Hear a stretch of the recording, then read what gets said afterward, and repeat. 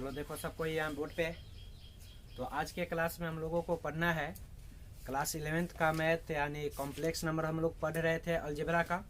यानी अलजेब्रा हम लोगों का शुरू हुआ था जिसमें बताए थे कि सबसे पहला जो चैप्टर पढ़ना है उसका नाम क्या है, कॉम्प्लेक्स नंबर।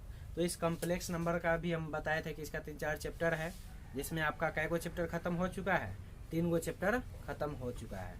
आज जो हम लोग पढ़ेंगे चैप्टर, यह कॉम्प्लेक्स नंबर का लास्ट चैप्टर है। ठीक, तो इसके पहले के जैसे क्लास में हम लोग पढ़े थे, मतलब इसका व्यापक रूप क्या होता है, उसके बाद में इसका रियल पार्ट क्या होता है, इमेजिनरी पार्ट क्या होता है।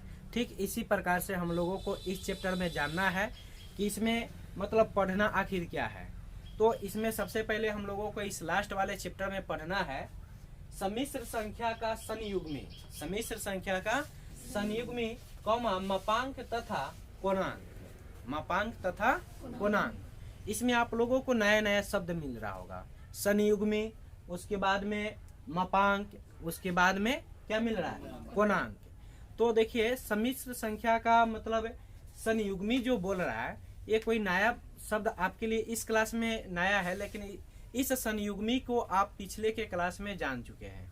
जैसे आप लोग 8वां क्लास में मैथ पढ़े हुएगा, उसमें आपको बोलता होगा प्रतिलोम ज्ञात करें, याद है।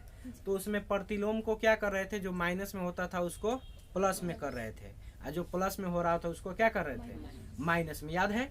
तो यह प्रतिलोम का ही रूप बनाया गया है, किसको, संयुग्मी को।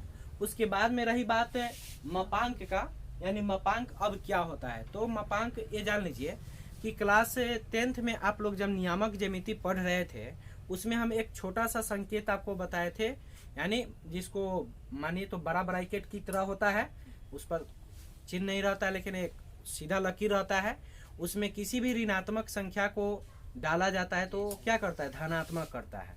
यानी किसी भी माइनस वाले संख्या को डालते हैं तो क्या कर देता है, प्लस कर देता है। मॉडुलस का एक काम हम बताए हुए थे क्लास 10th में, याद है सबको। तो उसी को मतलब हम लोगों को इस क्लास में जानना है, लेकिन उससे थोड़ा अलग जानेंगे, थोड़ा सा हटके। उसके बाद में है अब इसमें क्या, कोणांक है, क्या है, कोणांक। तो कोणांक बता दे आपको, कोणांक जैसे आप लोग क्लास 10th में त्रिकोणमिति का चैप्टर पढ़े थे, याद है। उसमें साइन और कॉस का ऐसा मान बताइए थीटा का जो दोनों को आपस में इक्वल करता था। तो 45 डिग्री, 45 डिग्री याद है। साइन 45 डिग्री का मान क्या हो रहा था, 1/√2, और कॉस 45 का मान 1/√2। तो 45 डिग्री एक ऐसा मान था जो साइन और कॉस को आपस में क्या कर रहा था, इक्वल कर रहा था, याद है। उसके बाद में साइन 0 का मान 0 होता है, और कॉस 0 का मान क्या होता है, 1, और साइन 90 का मान क्या होता है, 1। तो साइन 90 और कॉस 0 आपस में क्या हो रहा था, इक्वल हो रहा था। तो ये थीटा का जो मान होता है उसी को हम लोग इसमें कोणांक बोलेंगे, क्या बोलेंगे, कोणांक बोलेंगे। समझ में आया। यानी मतलब थीटा का ऐसा मान लेंगे जो कोणांक का, आगे अभी हम जस्ट बताएंगे। इसका 2 समीकरण मिलता है, ठीक है, इसका 2 समीकरण मिलता है। उस दोनों समीकरण को जो थीटा का मान संतुष्ट करता है वही मान कंजुगेट कहलाता है, अर्थात कोणांक कहलाता है। समझ में आया, किसी को दिक्कत? अगर नहीं समझ में आया हो तो ये तो मौखिक बताएं, अब लिखित बताएंगे तो एकदम बेस्ट तरीके से समझ में आएगा, ठीक है। तो चलिए देखते हैं। सबसे पहले आपको बता दें सम्मिश्र संख्या का संयुग्मी कौमा मापांक तथा पूर्णांक, इसको इंग्लिश में क्या बोलते हैं। तो इंग्लिश में बोलेंगे conjugate comma modulus and arguments, arguments of a complex number, of a complex number, अर्थात संयुग्मी को कंजुगेट बोलेंगे, क्या बोलेंगे। उसके बाद में आपका क्या है, मापांक है, क्या है। तो मापांक को इंग्लिश में मॉडुलस बोलते हैं, क्या बोलते हैं, मॉडुलस, क्या बोलते हैं। उसके बाद में कोणांक को एग्रीमेंट बोलते हैं, क्या बोलेंगे, आर्गुमेंट्स, क्या बोलेंगे, आर्गुमेंट्स, याद रहेगा। कोणांक का स्पेलिंग क्या हो गया, आर्गुमेंट्स। उसके बाद में मापांक का क्या हो गया, मॉडुलस। संयुग्मी का क्या हो गया, कंजुगेट। समझ में आया अच्छी तरह से। तो अब हम लोग जानेंगे बारी बारी से कि ये तीनों होता क्या है। इसमें आप लोगों को 3 टॉपिक दिया हुआ है। पहला टॉपिक क्या है, मतलब संयुग्मी, दूसरी का टॉपिक क्या है मापांक, और तीसरी का क्या है गुणांक। अगर हम लोग इस तीनों टॉपिक को अच्छे से समझ लेते हैं तो ये चैप्टर आपका खत्म हो जाएगा। ये चैप्टर बहुत ही आसान है, ऐसे आप देखोगे तो मतलब भारी लगेगा, लेकिन मेरे हिसाब से बहुत ही इजी है। तो देखिए इस चैप्टर में मतलब सम्मिश्र संख्या का संयुग्मिक क्या होता है। तो सबसे पहले हम लोग जानेंगे, यानी पहला टॉपिक होगा सम्मिश्र संख्या का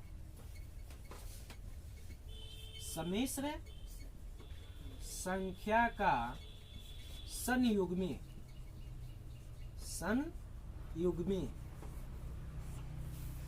जिसको इंग्लिश में क्या बोलेंगे, conjugate of a complex number. Conjugate of a complex number, complex number, ठीक है। तो देखिए संयुग्मी को सूचित क्या चीज से करते हैं। जैसे आप लोगों को बताया है कि सम्मिश्र संख्या को, कॉम्प्लेक्स नंबर को जेड से सूचित करते हैं। क्या चीज से करते हैं, ठीक उसी प्रकार से यहाँ पर हम लोग संयुग्मी को भी सूचित करते हैं।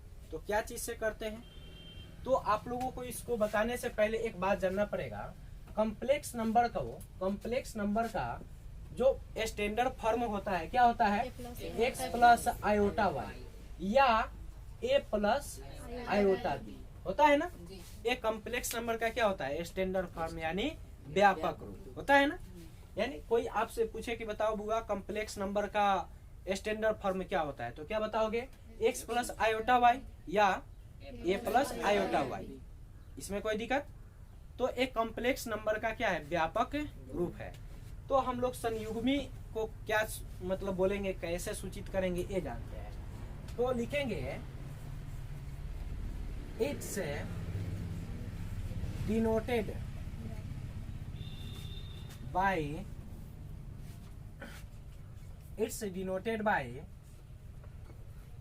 x plus iota y, x plus iota y, उसके ऊपर वार है। क्या है, वार। आप लोग याद कीजिए, जब आप लोग क्लास 10th में स्टैटिक्स पढ़े थे, माध याद है, तो माध को कैपिटल ए से भी सूचित कर रहे थे या एक्स वार से भी सूचित कर रहे थे ना। तो इसमें भी क्या है, एक्स प्लस आयोटा वाई वार। समझ में आया। तो हम लोग कॉम्प्लेक्स नंबर का संयुग्मी को इसी से सूचित करते हैं। जहाँ पे ऐसा लिखा मिलेगा वहां पे हम लोग समझेंगे क्या, कि यह कॉम्प्लेक्स नंबर का संयुग्मी है। कॉम्प्लेक्स नंबर का क्या है, संयुग्मी है। कोई दिक्कत, ये समझ में आ रहा है ना, कोई दिक्कत नहीं। तो देखिए संयुग्मी मतलब अब क्या है और कैसे क्या करते हैं। तो जैसे मान लीजिए कोई आपको कॉम्प्लेक्स नंबर आपको दिया हुआ है, ठीक है, कोई कॉम्प्लेक्स नंबर आपको दिया हुआ है, जैसे मान लो 3 प्लस 2 आयोटा, 3 प्लस 2 आयोटा। तो इसमें रियल पार्ट किसको बोलेंगे, 3 को। ये क्या है, रियल पार्ट है, और 2 क्या है, इमेजिनरी पार्ट है। 2 क्या है, इमेजिनरी पार्ट है।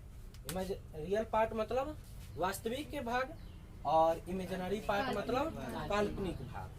तो इस कॉम्प्लेक्स नंबर का आपका वास्तविक भाग क्या है, 3 है, और काल्पनिक भाग क्या है, 2 है। यानी आप लोगों को पता है जिसमें आयोटा लगा होता है उसी को क्या बोलते हैं, काल्पनिक भाग बोलते हैं, पता है ना। तो इसमें इसका संयुग्मी निकालने के लिए हम लोग लिखेंगे जेड बार। क्या लिखेंगे, जेड बार, और यहाँ पर 3 प्लस क्या है, 2 आयोटा, इसके ऊपर वार लगाएंगे, ठीक है। तो यह जो वार है, यह मतलब आपका जो अंदर का मतलब इमेजिनरी पार्ट है उसी का केवल साइन चेंज करता है। यह वास्तविक भाग को कुछ नहीं करेगा, ठीक।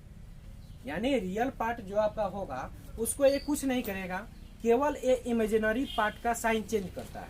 अगर ये माइनस में होगा तो क्या करेगा, प्लस करेगा, और ये प्लस होगा तो क्या करेगा, माइनस करेगा। अर्थात यहाँ पर 3 प्लस 2 आयोटा है, तो इसका संयुग्मी क्या हो जाएगा, 3 माइनस 2 आयोटा, 3 माइनस 2 आयोटा। समझ में आया। तो यही संयुग्मी कहलाता है। क्या भारी है, देखिए मान लीजिए कि यहाँ पर z equal to X plus iota Y है, x प्लस आयोटा वाई है। तो इसका संयुग्मी क्या हो जाएगा, x plus iota Y bar equal to x minus क्या होगा, आयोटा y। तो अभी आप लोग को हम बताए हैं कि यह केवल इमेजिनरी पार्ट का साइन चेंज करता है, रियल पार्ट का साइन चेंज नहीं करता है। समझ में आया किसी को दिक्कत? अब जैसे मान लो कि मतलब किसी में झगड़ा होता है तो कोई किसको दबाता है, दबाता किसको, जो कमजोर पार्टी है उसी को ना दबाता है कि जाए दो सह जाओ भले हुआ से गया का। अमीर आदमी को तो कोई दबाएगा नहीं, क्योंकि वो तो ऑलरेडी पहले ही से ध्वनिक रहता है, ओकरा से जे लगेगा ओकरे के जेल में भेज देगा का। तो इस प्रकार से यहाँ पे ये क्या है, मतलब रियल पार्ट है, यानी ध्वनिक है, प्लस में रहता है तो ये प्लस में रहेगा, इसको कोई नहीं दबाएगा। लेकिन ये जो बेचारा है इसको मतलब दबा के माइनस बना दिया जाता है। समझ में आया कोई दिक्कत?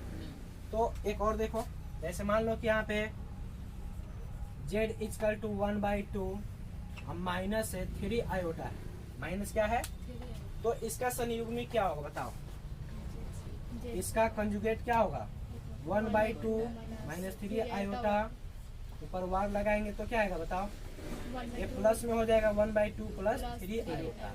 तब इसका रियल पार्ट क्या हो जाएगा बताओ, रियल पार्ट क्या हो जाएगा 1/2 और इमेजिनरी पार्ट क्या हो जाएगा 3 आयोटा।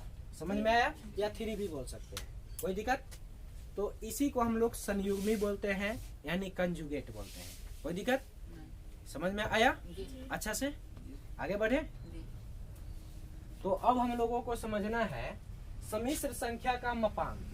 सम्मिश्र संख्या का संयुग्मी समझ चुके, अब हम लोग समझेंगे सम्मिश्र संख्या का मापांक। तो अब सम्मिश्र संख्या का मापांक क्या होता है ये हम लोग जानते हैं। ठीक, तो देखिए यहाँ पे लिखेंगे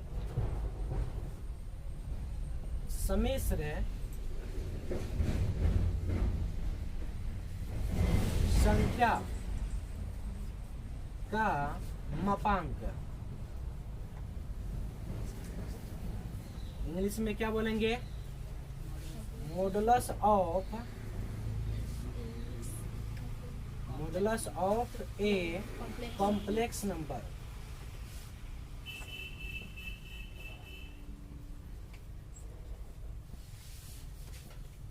modulus of a complex number, ठीक है। तो सम्मिश्र संख्या का मापांक अब क्या होता है ये हम लोग जानते हैं। तो जैसे अभी आप लोग जाने हैं कि मतलब सम्मिश्र संख्या के संयुग्मी अर्थात conjugate of a complex number को सूचित करते हैं कथी से, तो x प्लस आयोटा वाई वार से। ठीक इसी प्रकार से हम लोग इसको भी सूचित करते हैं। तो क्या चीज से करते हैं सूचित, ये देखिए, तो लिखेंगे इट्स डिनोटेड बाय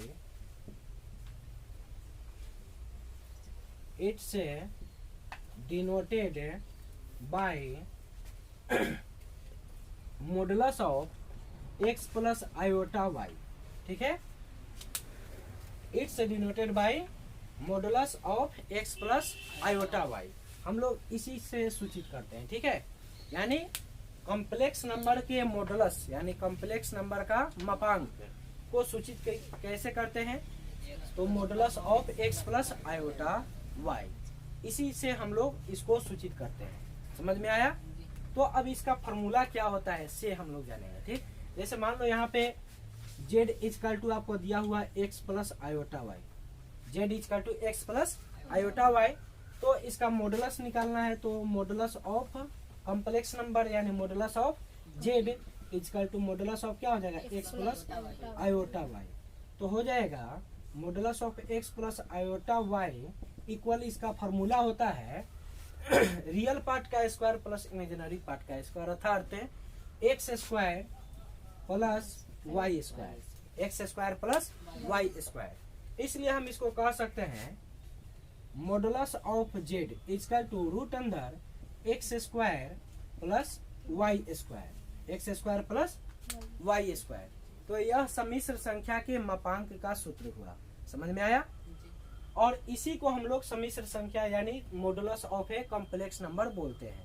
अब इस पर क्वेश्चन कैसे बनेगा, क्वेश्चन किस प्रकार से दिया रहता है, तो सिंपल है, क्वेश्चन इस प्रकार दिया रहेगा। जैसे मान लो z इजकल टू मान लो यहाँ पर 3 प्लस 4 आयोटा दिया है, 3 प्लस क्या दिया हुआ है 4 आयोटा, और कहेगा इससे सम्मिश्र संख्या का मापांक ज्ञात करें। इस सम्मिश्र संख्या का क्या ज्ञात करें, मापांक ज्ञात करें।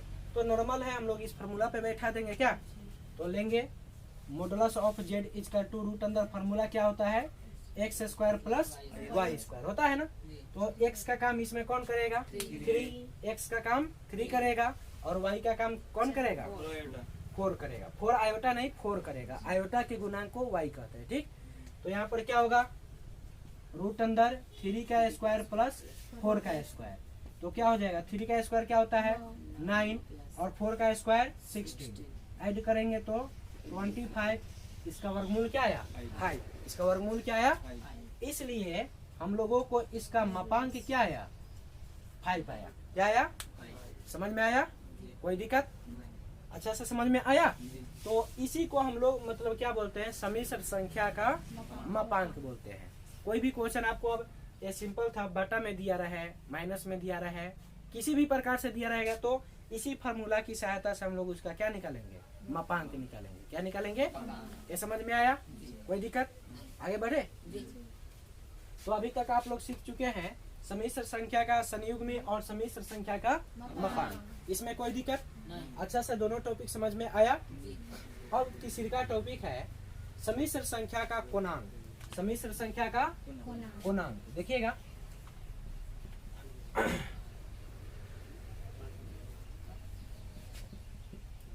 सम्मिश्र संख्या का पूर्णांक आ रहा है ना, इसको इंग्लिश में क्या बोलेंगे,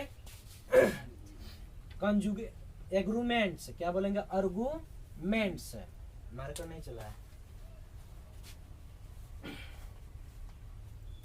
देखिए क्या कहेंगे, आर्गुमेंट्स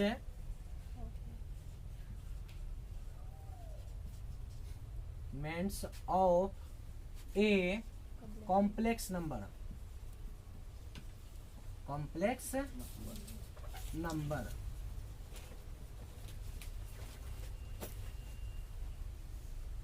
देखिए अब हम लोग जानेंगे क्या, सम्मिश्र संख्या का कोणांक, कोणांक कहते किसको है, ठीक। तो कहेंगे थीटा का वैसा मान, थीटा का वैसा मान जो दो समीकरण, अर्थात कॉस थीटा बराबर एक्स बटा रूट अंदर x square plus Y square और sine theta equal to y बटा रूट अंदर x square plus Y square को संतुष्ट करता है। थीटा का वैसा मान जो दो समीकरण, ये दोनों समीकरण है, ठीक है, ये दोनों क्या हो गया, समीकरण हो गया। तो थीटा का वैसा मान जो इस दोनों समीकरण को क्या करता है, संतुष्ट करता है, उसे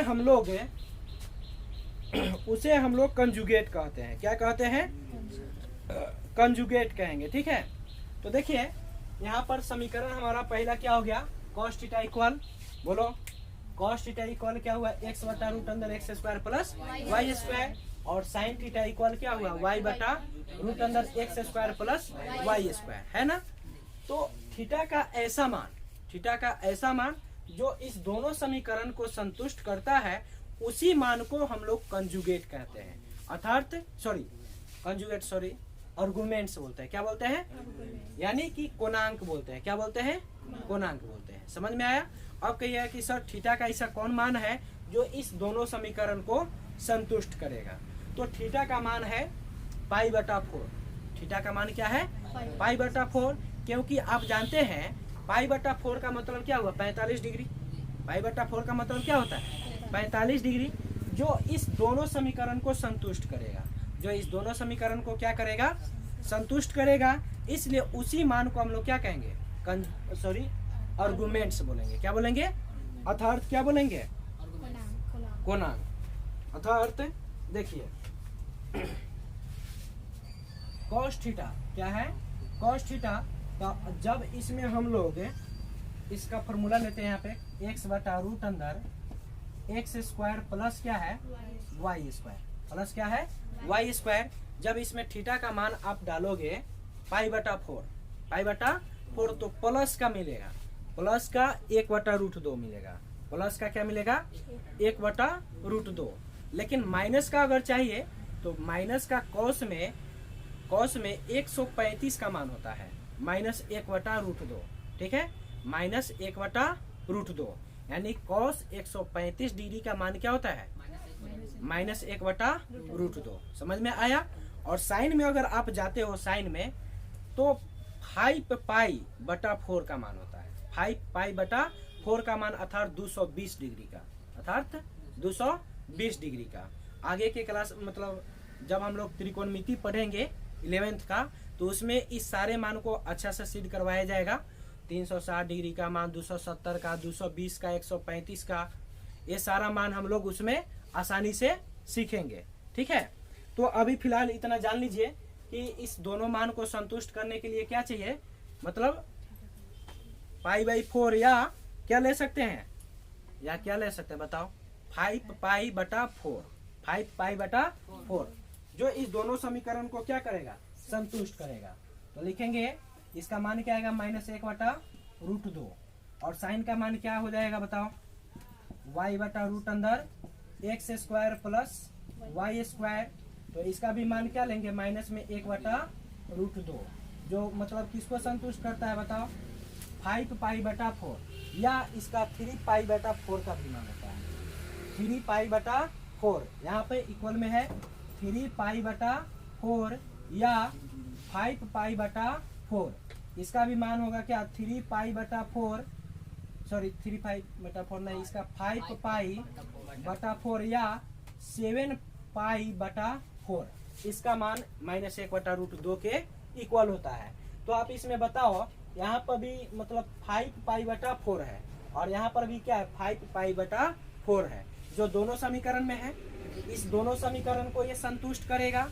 तो यही मान 5π/4 इस दोनों समीकरण का कोणांक होगा। क्या होगा? कोणांक होगा। तो इसलिए लिखेंगे इसमें थीटा का मान क्या लेंगे? 5π/4 जो इस दोनों समीकरण को क्या कर रहा है? संतुष्ट कर रहा है। तो इसी को हम लोग कोणांक बोलते हैं। क्या बोलते हैं? कोणांक बोलते हैं। समझ में आया? किसी को दिक्कत? तो इस पर अब क्वेश्चन किस प्रकार से बनेगा ये हम लोग आगे के क्लास में जानेंगे। इसको आप लोग अच्छे से नोट कर लीजिए, इसको स्क्रीनशॉट आप लोग ले लीजिए, कॉपी में नोट कर लीजिए।